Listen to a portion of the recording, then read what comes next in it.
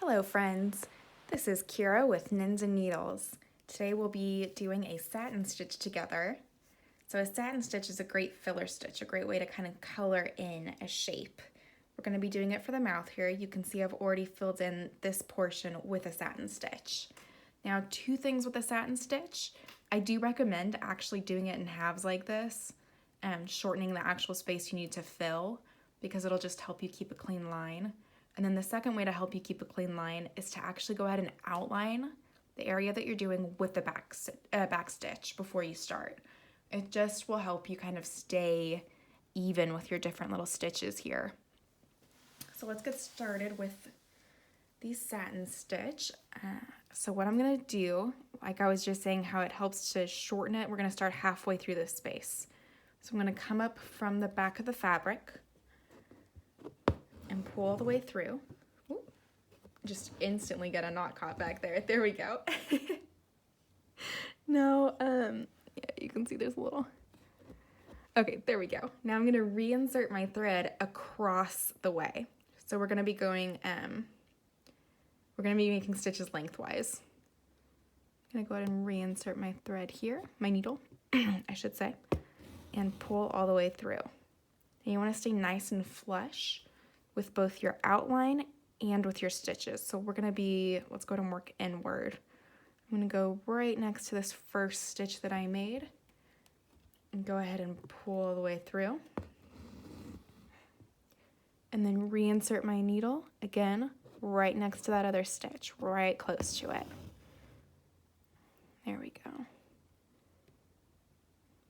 And then you just continue filling in this shape. We're going to completely fill it into the right, and then I'm going to go back and fill it on the left. It sounds like a very straightforward kind of stitch, but I will say there's a certain amount of skill and patience that it takes to keep getting close to each stitch to make them flush. It's actually a stitch that I find particularly challenging, because I don't typically come at embroidery with that level of patience. I like a stitch that has a much more immediate effect.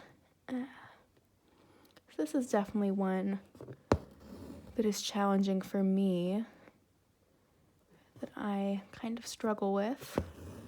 But here I am. Oops.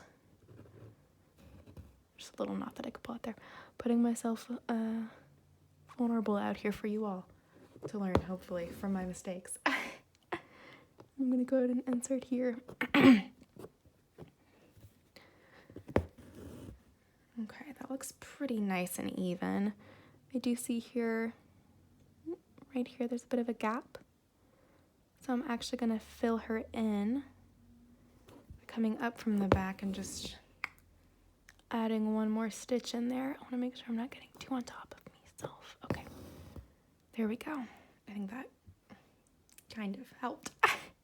Now I'm gonna start on the left side of this original stitch and fill in the remainder. So yeah, it's a pretty straightforward one. You're just doing a series of straight stitches right next to each other. It just really takes some patience to keep it next to each other like that and to follow your guide.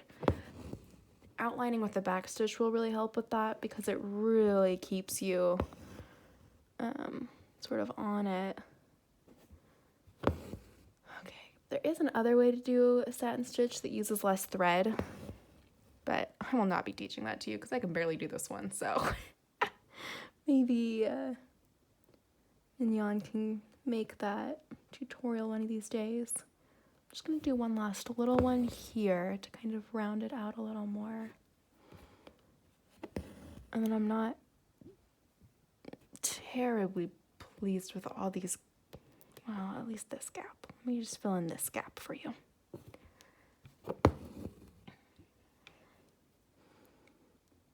Okay. I think this is not a terrible satin stitch. It's definitely an example of a satin stitch, and that was the goal. So thank you for watching this, hopefully a helpful video. Please subscribe to the channel. I think you're supposed to say that at the end of every YouTube video. So subscribe and like. Oh, that's better. Follow us on Facebook, Instagram, all of that jazz. All right, happy stitching, my friends.